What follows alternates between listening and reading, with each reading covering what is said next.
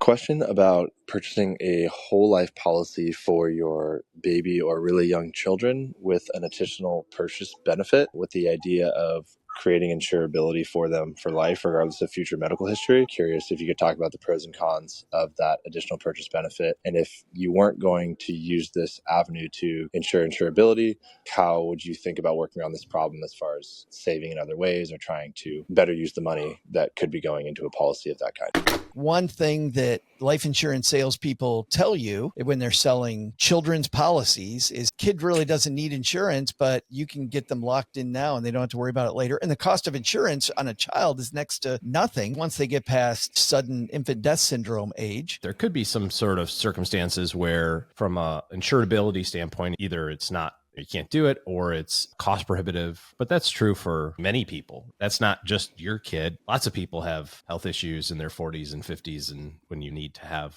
sizable amount of life insurance. But the reality is that even if you could do it, you're not going to be able to get enough insurance to make it actually worthwhile, because you still have to have an evidence of insurability for this kid. Unless your kid has some special talent and it's like a child actor or something, you have to have some reason to have a sizable amount of insurance. Could you argue I need 50 grand? Sure. Could you argue 100? Probably. Can you argue 7 million? No. If you think about how much insurance you have, or maybe how much you're supposed to have, the way that we think about it is, assume that you get hit by a bus, you want to pay off all your debts, you want to send your kids to college, and you want to maintain the same standard of living for your family for the rest of their life. So that's a big chunk of money. That might be $2 million or $3 million for a term policy for somebody who's making good money and has a family. So now add inflation to that for the next 40 years, make it a reasonable dollar amount. So let's say that you say, I am going to have $100,000 of insurability for my kid, and that's good. And if my kid can't get insurance, that's fine. But $100,000 doesn't do anything in the grand scheme of things in 45 years from now, when your kid is a middle-aged adult with their own family.